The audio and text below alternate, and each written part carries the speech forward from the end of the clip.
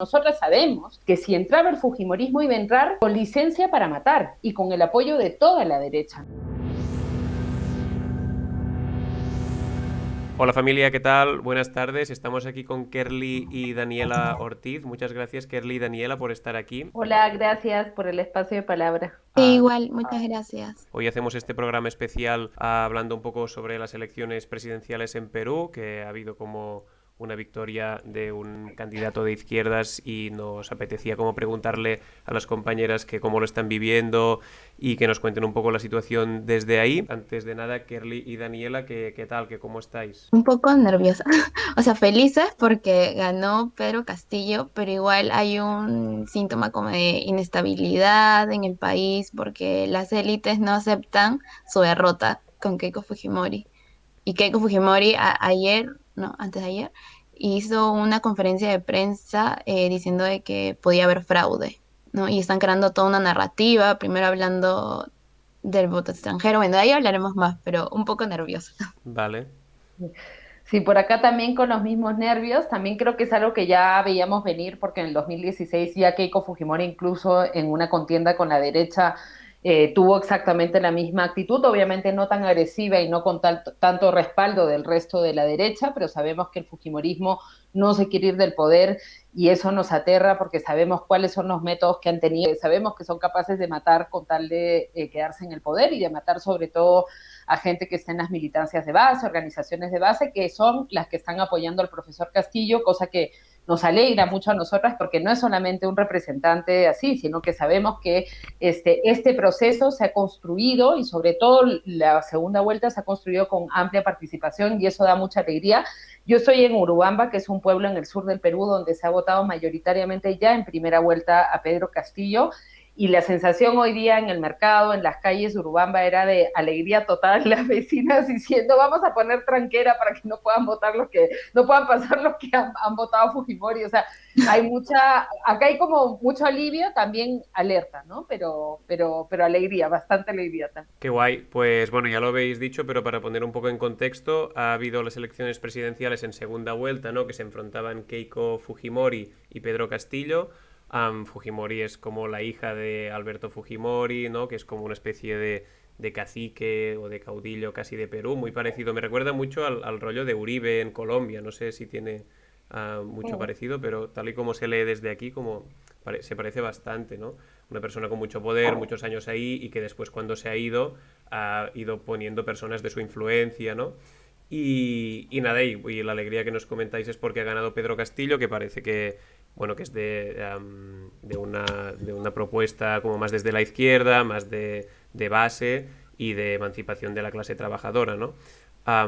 Y bueno, bueno, y ahora nos explicáis un poco en qué consiste como este proyecto y qué se espera de Pedro, pero esto, si antes nos queréis explicar cómo se está viviendo estos días posteriores a la victoria de Pedro Castillo en las elecciones, se habla de fraude, se esperaba esta victoria, cómo lo estáis viviendo?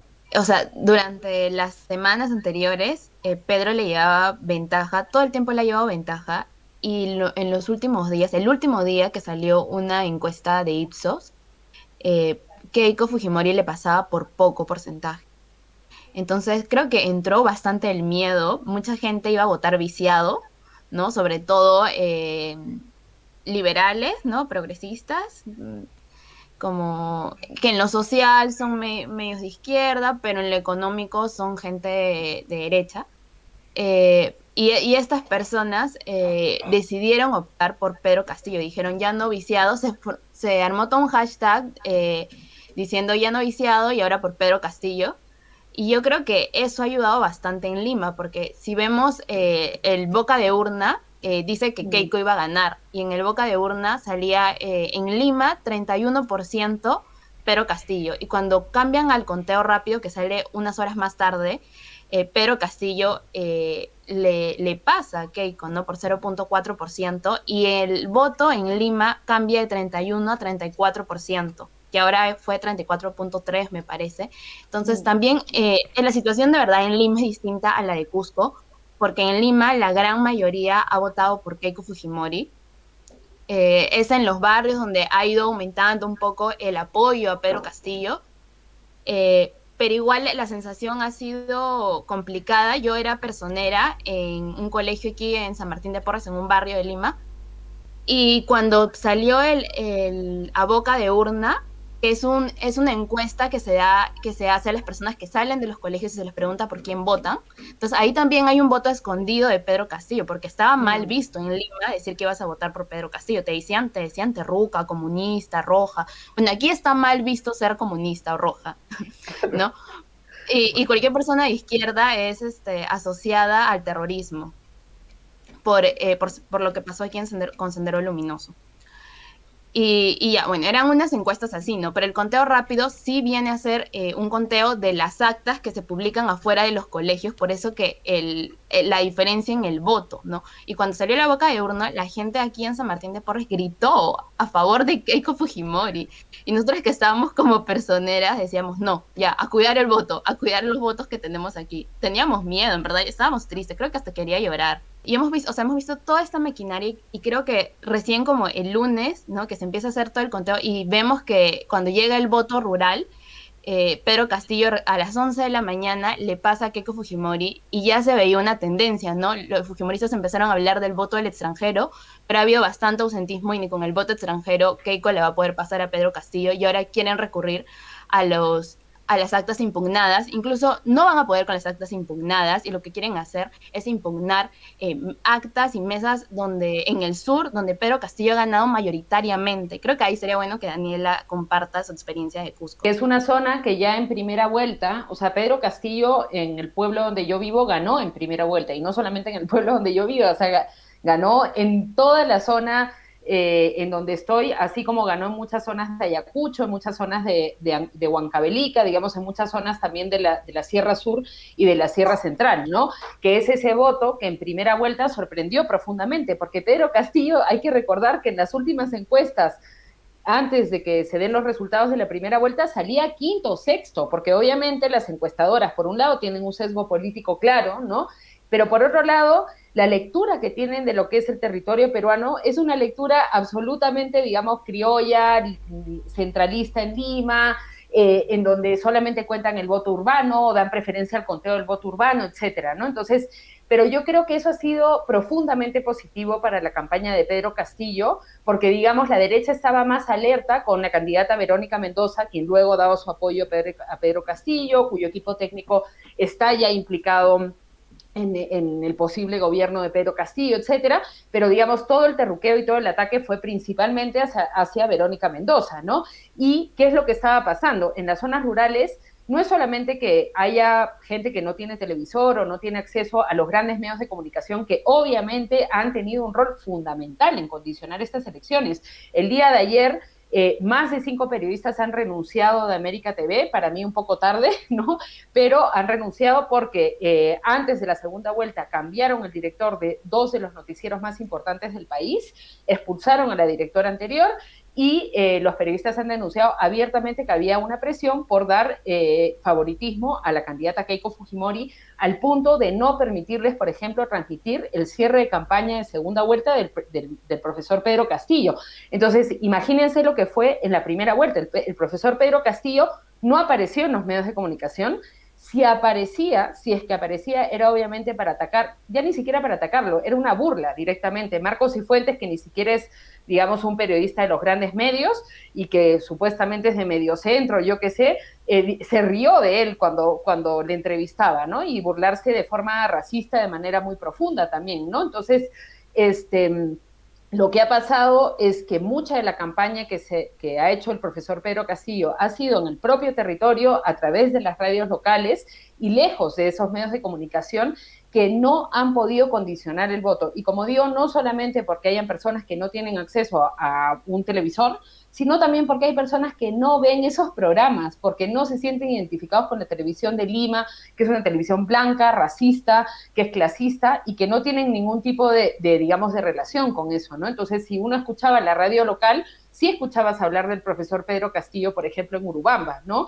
Pero no salía en los medios y eso paradójicamente ha terminado siendo positivo para que pueda pasar a segunda vuelta porque no ha habido tanta guerra por ese lado, ¿no? Y porque no lo tenían, digamos, tan calculado. Pero claro, al momento en el que se han dado cuenta, han entrado, acá ha venido Leopoldo López la semana pasada, o sea, Leopoldo López ha viajado hasta Arequipa a firmar un compromiso respaldado por los Vargas Llosa, el Atlas Group, estaba ahí el hijo de Mario Vargas Llosa, que muchos posiblemente no sabrán, pero supuestamente, pero bueno, la derecha y los criollismos cuando los tocas, ahí sí son capaces de juntarse todos, ¿no? Pero muchos quizás no sabrán, pero han tenido una confrontación histórica y Vargas Llosa ha dado su apoyo abierto desde un inicio a Keiko Fujimori, una Keiko Fujimori pues que niega las esterilizaciones forzadas, que va a sacar a su padre de la cárcel, que está condenado por crímenes de lesa humanidad, por asesinatos de los estudiantes de la Cantuta, por los asesinatos de Barrios Altos, por tener un comando que ha mandado a asesinar a sindicalistas como Pedro Wilca, que era uno de los sindicalistas más conocidos del país, que en el año 1992 fue asesinado en la puerta de su casa. Entonces nosotros sabemos y sabíamos que si entraba el Fujimorismo iba a entrar con licencia para matar y con el apoyo de toda la derecha, ¿no? Entonces lo que se está jugando en este momento es muy delicado, ¿no? Y para el lado de ellos, claro, son 30 años que le puede caer a Keiko Fujimori por sus recientes casos de corrupción, con un hermano implicado en temas de tráfico de drogas, con un padre en la cárcel, con todo un partido político metido en cuestiones de corrupción terrible. Entonces sabemos también que van a hacer lo imposible para evitar que el profesor Pedro Castillo entre al gobierno, porque no es solamente que ya no van a tener el poder para continuar explotando el país, a las personas que viven en este territorio, a los recursos, etcétera, sí, sino que ya no van a tener la impunidad y realmente ya no va a ser que va a gobernar la otra derecha. Es que ahora entra una izquierda que ni siquiera es una izquierda urbana, sino que es una izquierda rural con un proyecto político que por lo que hemos podido ver y lo que hemos escuchado es de propuesta de participación de los movimientos sociales y de las organizaciones de base, ¿no? Y cuya principal propuesta es, por ejemplo, el cambio de la Constitución. ¿Nos podéis explicar un poco qué es el fujimorismo? Que es esto, una palabra que se usa bastante últimamente, y si ya nos habéis explicado un poco, ¿no? Que es como el rollo este de una persona que se ha perpetuado en el poder durante mucho tiempo, ahora se presenta su hija, está en la cárcel con crímenes muy, muy gordos a sus espaldas, probados y con sentencias judiciales firmes, pero ¿nos podéis explicar un poco en qué consiste y cuál es el modelo como de país que proponía o que busca? Alberto Fujimori, si bien se presenta, creo que sería bueno también contar esta bronca que se tiene en Fujimori y Mario Vargas Llosa, porque eran los dos los que se disputaban en los 90 la presidencia, ¿no?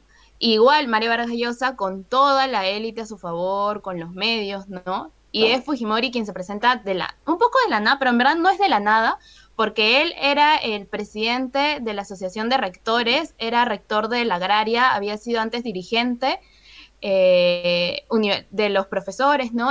Universitarios, o sea, había tenido una cierta participación en política, tampoco era un desconocido, ¿no?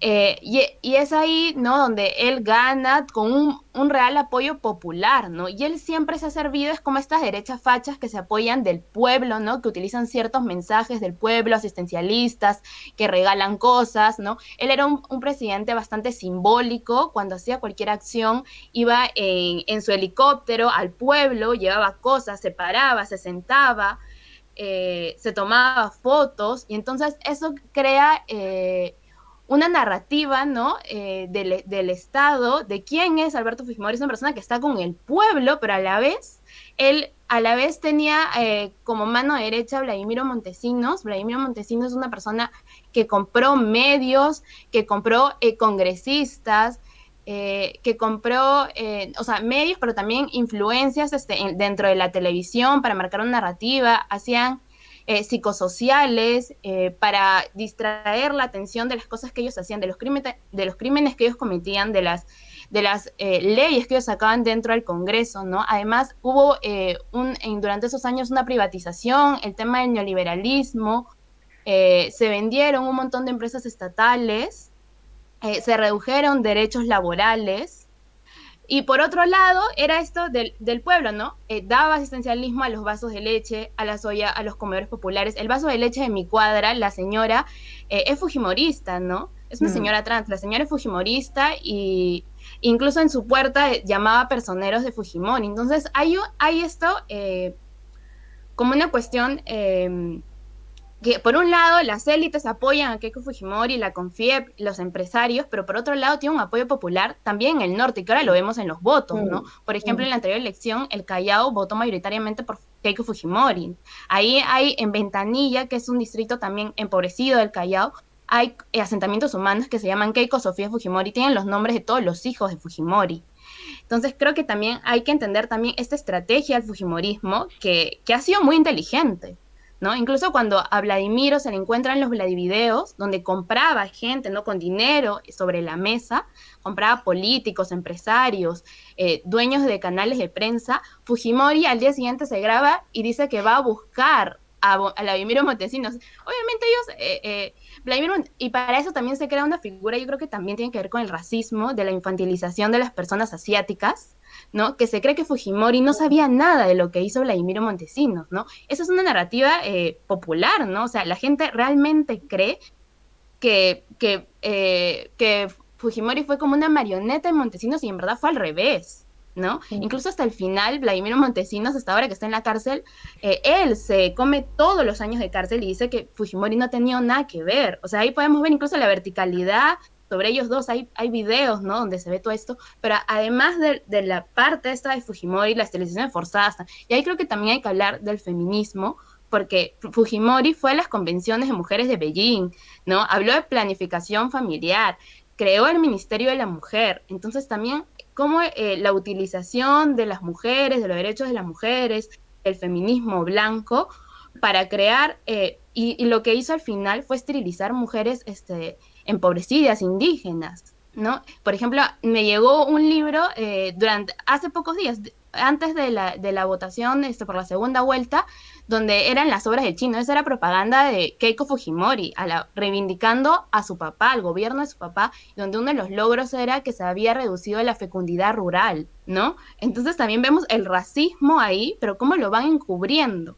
Daniela. También no hay que olvidar que Fujimori sale, ¿no? En un momento en el que hay un conflicto armado brutal en el contexto peruano, ¿no? En una situación súper grave, sobre todo, y fíjense, esto es muy interesante, sobre todo en la zona que mayoritariamente está votando Pedro Castillo, porque el término que nosotros utilizamos, el terruqueo, que es que si eres izquierda te llamen que eres terrorista y se te vincule con Sendero Luminoso, un grupo armado al cual gran parte de la izquierda peruana rechaza, gran parte del campesinado peruano también ha rechazado, porque, por ejemplo, o sea, recordemos que Sendero Luminoso surge en un momento posterior a la reforma agraria y a la toma de tierras campesinas, donde el pueblo estaba organizado en las zonas donde había habido hacendados y se logra tomar las tierras y se fuerza al gobierno que con Velasco Alvarado formaliza la reforma agraria. Y ahí nunca hubo un trabajo en conjunto por parte de esos campesinos organizados en cooperativas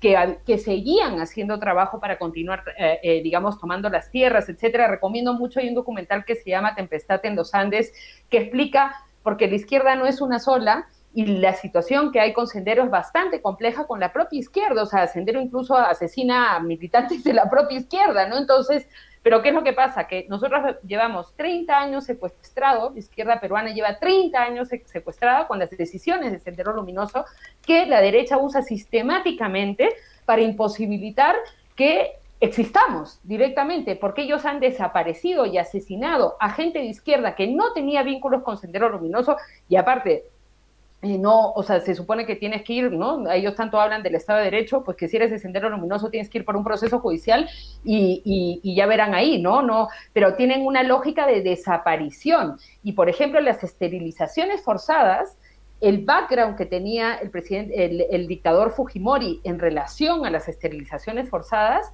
era de eliminar no solamente a las personas campesinas quechohablantes del campo por una cuestión obviamente de racismo, sino para evitar la insurgencia, ¿no? Entonces, como que para resumir, es como una especie también tiene una cuestión de dinastía, ¿no? Las hijas, las nietas, toda la familia aparece, ¿no? Y no quieren soltar el poder. O sea, llevan 30 años sin querer soltar el poder y sometiendo al país a eso, y sometiéndole, como digo, incluso cuando gobierna la derecha, incluso cuando gobierna otra derecha, no les permiten, porque acá es Fujimorismo o muerte, esa es la lógica que tienen ellos. También os quería preguntar qué onda con Pedro Castillo, que quién es, que habéis hablado bastante de él, siempre lo citáis como profesor, Pedro Castillo, es profesor, es sindicalista, por lo que he leído, y es rondero. Si lo podéis explicar un poco quién es él y qué es Perú Libre y qué se espera, ¿no? Y también he visto que el eslogan es, uno de los eslóganes que más ha usado, es no más pobres en un país rico.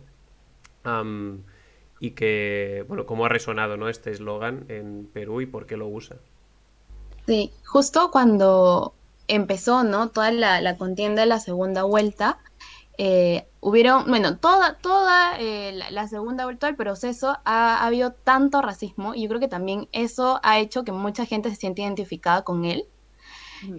Pero que no solo creo que también es importante entender que el racismo no solo es a través del color de piel, ¿no? O sea, no solo a él se le indicaba por tener el color de piel oscura, porque hemos tenido presidentes con colores de piel oscura que no han tenido esa misma crítica desde el establishment como han tenido el profesor Pedro Castillo, ¿no? Se les indicaba por cómo hablaba, por dónde había estudiado, ¿no? Por dónde vivía. Él vive en un pueblo de Chota, en Cajamarca, ¿no? Incluso durante el recuento de votos, ¿no? Los resultados, el día de la votación de primera vuelta, él desayunó en Chota, en una mesa con su familia, comiendo queso, ordeñando la vaca, ¿no? Al siguiente día como campesino, cultivando, ¿no? Creo que toda esa figura que él emana, ¿no? Ha tenido y hasta ahora tiene ese repudio de las clases altas limeñas, ¿no? O sea, creo que ese factor identitario de Pedro Castillo es bien importante, así como lo decía Daniela, y además que también es importante hablar de su experiencia como sindicalista, ¿no? A él se le nombra como una persona, incluso esa es una diferencia de Pedro Castillo hacia las demás izquierdas, ¿no? A Verónica Mendoza nunca se le dijo atrasada, ¿no? Se le identificaba con las izquierdas europeas, con el estado de bienestar. A Pedro Castillo no, a Pedro Castillo se le dice que es una izquierda trasnochada, arcaica, incluso cuando se le acusa de machista, se le dice que ese señor está en la caverna, le dice así, ¿no? O sea, este tema del atraso y él personificar a una persona indígena, racializada, cómo habla, desde dónde vive, el discurso que da, creo que tiene que pensarse mucho más allá, ¿no? Y sí es importante hablar de las luchas anticoloniales, como decía Daniela, y también del tema del ser maestro, cómo él sale, ¿no? Y por qué se les indica a él como una persona atrasada, que no sabe, que no tiene conocimientos, cuando levantó la marcha de maestros más grande del país en el 2017. O sea, se pararon como 3 meses las escuelas públicas del país, ¿no? Y además ese proceso fue interesante porque recogiendo, ¿no? Datos sobre lo que pasó en ese momento, muchos profesores decían, ¿no? En sus testimonios de que si bien Pedro Castillo quería parar la marcha, ¿no? Porque ya eran 3 meses, se estaba alargando bastante, eran las bases de los profesores los que no querían, y él se acogía a lo que decían las bases de los profesores. Entonces también las lógicas de él de hacer política en colectividad son importantes y es por eso también que a nosotras nos trae cierta esperanza, ¿no? Como decía Daniela, nos hemos venido reuniendo organizaciones de mujeres con representantes de Perú Libre. Eso nunca había pasado. O sea, nunca las organizaciones de mujeres, sindicalistas, dirigentes, feministas de los barrios, había habido esta disposición de los candidatos presidenciales a hablar con nosotros y a trasladar nuestras demandas, ¿no? Igual se le quiso sindicar como transfóbico, no LGTBofóbico, y las organizaciones de personas trans, lesbianas, gays, se reunieron con él días antes y también hablaron, ¿no? Se convocaron igual hacia la asamblea. Creo que estas lógicas de él, de colectividad, de diálogo, porque él además, incluso durante la segunda vuelta, ha tenido una apertura a hablar con distintas organizaciones, gremios, con intelectuales, con académicos, pero también con la sociedad organizada, ¿no? Y esta forma incluso de comunicar, también es interesante lo que decía Daniela, porque la disputa de la derecha no es solo a través de la política, sino también hacia los mensajes que ellos imponen, ¿no? La democracia, la libertad, pero también ellos indican, cuando uno habla de pacto social, cuando uno habla de asamblea constituyente, ellos no leen estos términos como algo democrático, ¿no? Ellos dicen que esto no es democracia, o sea, democracia solo es lo que ellos dicen, pero cuando hay participación real de la ciudadanía en esos procesos, para ellos no es democracia, o sea, democracia solo es cuando el grupo de la élite decide qué tiene que haber, qué tiene que pasar durante el Estado, ¿no? O sea, solo sus instituciones sí son democráticas, pese a que son jerárquicas, verticales, pero las instituciones que se organizan, ¿no? Porque son son institucionalidad igual que formamos a través de la ciudadanía organizada, ¿no? O sea, las organizaciones sociales, de base, sindicatos, son instituciones, ¿no? Y que se forman en colectividad y en horizontalidad. Pero a estas formas de organización ellos no las reconocen como democráticas, ¿no? Y también estos procesos, a mí me parece interesante también que en las marchas, en las organizaciones sociales y en las luchas de las personas, ahí se crean conocimientos, ¿no? Entonces, ahí hay un conocimiento de Pedro Castillo del diálogo y de la colectividad que no la tienen ninguno de estos blancos académicos que han ido a universidades de Europa y todo esto. No la tienen. Y por eso no lo entienden, ¿no? Y por eso se indican a todo esto como no democrático y no participativo. Cuando lo es, cuando en esencia lo es. Entonces, creo que también es interesante este tema del racismo hacia el conocimiento, hacia dónde él viene, quién es él y la participación que se da, para hablar también del tema anticolonial y antirracista de forma más amplia. Por mi parte ya estaría. Si queréis añadir alguna cosa más vosotras, adelante, sentiros súper libres de hacerlo. Y si no, pues lo dejaríamos aquí. Uh-huh. Creo que también lo de los ronderos, también es importante decir que desde Lima se ve a la figura de los ronderos desde una forma racista, ¿no? Y estigmatizada, como si fueran más violentos que las policías o las Fuerzas Armadas aquí cuando no lo son, ¿no? O sea, sí tienen sus propias formas, no con todas estamos de acuerdo, cabe decir, pero son mejores que las que ejecuta el Estado, ¿no? Y además son perfectibles, ¿no? Mm. Entonces, creo que es importante, y también esta figura de los ronderos como otras formas de practicar la seguridad desde la propia colectividad. Y creo que eso también es interesante en la visión que ha tenido Pedro Castillo, incluso en el debate de técnico, muchos de las personas que acompañaron, los técnicos que hablaron sobre su propuesta de gobierno, también tenían una mirada así, ¿no? Colectiva y comunitaria. Y creo que eso a nosotras nos da esperanzas y además nos sentimos identificadas. No sé, yo a veces cuando escucho ciertas palabras, ¿no? Como pensar, no sé, la vivienda con un sentido humanitario y hablar de abajo hacia arriba y de adentro hacia afuera, ¿no? Hay ciertas palabras que nos resuenan, ¿no? La justicia comunitaria, el tema, incluso también en justicia se hablaba de antipunitivismo, ¿no? El tema de no más cárceles, ¿no? Y de por qué las personas incurren en los delitos, en el crimen, ¿no? Que se debe a cuestiones estructurales, incluso también en la respuesta de Pedro Castillo cuando habló del feminicidio, sí, no fue perfecta, tuvo sus errores, ¿no? Habló de la sociedad del Estado, y ahí también con lo que dice Daniela, yo estoy de acuerdo, ¿no? Que desde la izquierda se cree que se debe reforzar más el Estado, ¿no? Esta izquierda ortodoxa, eurocéntrica, ¿no? Se cree así y no se ve en las formas de hacer política propias de nuestros contextos. Entonces creo que eso también es importante. Pero, por ejemplo, lo que hablaba sobre el feminicidio, él hablaba sobre la falta de empleo, ¿no? La criminalidad, y eso no es mentira, ¿no? Incluso intelectuales, feministas que han estudiado el feminicidio, te dicen que esas son parte de las causas de por qué los hombres cometen esos delitos sobre los cuerpos de las mujeres, ¿no? Entonces creo que es interesante porque él siempre habla y hace noción de lo estructural, ¿no? Cuando habla, por ejemplo, aquí se le ha criticado mucho por el tema de cómo él ha sido maestro, ¿no? Los maestros han estado en contra de la carrera, los exámenes hacia los maestros desde el Estado, ¿no? Porque no se toma en cuenta que, por ejemplo, para que los maestros se puedan... para que puedan capacitarse necesitan dinero, ¿no? Y tienen un sueldo realmente bajísimo. ¿Cómo se van a capacitar si con ese sueldo a las justas pueden vivir? ¿No? Entonces esta mirada es el Estado que dice capacítense, pero no les doy nada para que ustedes se capaciten.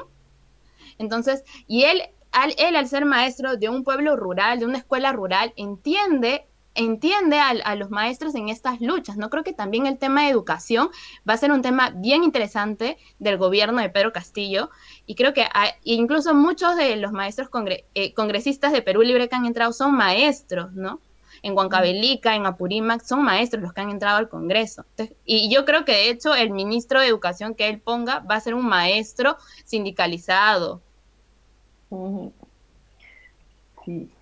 Sí, yo bueno, para añadir nomás y en la línea de lo que decía Kerly de la importancia de que Pedro Castillo, su candidatura, la gente que la acompaña y quienes la apoyamos, vayamos hacia lo estructural, ¿no? Cuando hablamos, o sea, ese racismo social que se ha visto en la campaña hacia él, como rondero, ¿no? Como sindicalista, todo el terruqueo, que acá el terruqueo es, porque a la izquierda blanca se le denomina caviar, pero a la izquierda racializada se le denomina terrorista directamente y no solamente te señalan en los medios, sino que te investigan y te procesan, si es posible, ¿no? Entonces hay un eje racista muy fuerte que tiene que ver, que digamos ahí, ahora lo hemos visto en la campaña electoral por parte de los medios de comunicación, de todo el maltrato que le han dado al profesor Pedro Castillo y a todos sus candidatos de una manera social y mediática, pero ¿qué es lo que refleja? La postura de negar, porque no es solamente, como decía Kerly, un hombre racializado y ya representativo como Kamala Harris, que ahorita está defendiendo la deportación de personas migrantes.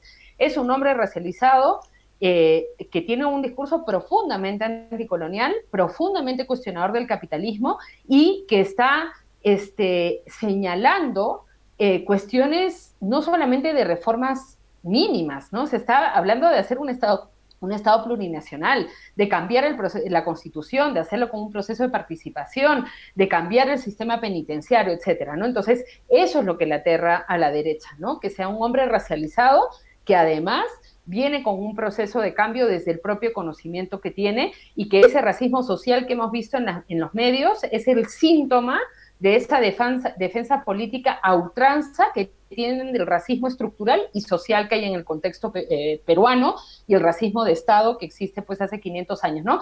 Y ya aprovechando que están todas las compañeras ahí por los nortes globales, bueno, invitarles sobre todo a mostrar su reconocimiento al hecho de que el profesor Pedro Castillo ha sido electo, creo que es muy importante, no solamente desde las instituciones internacionales que se reconozcan y desde los otros países, sino que las organizaciones de base, que los sindicatos, que los distintos colectivos y organizaciones demuestren su apoyo al profesor Pedro Castillo y al hecho, digamos, al reconocimiento de que es el presidente electo de Perú.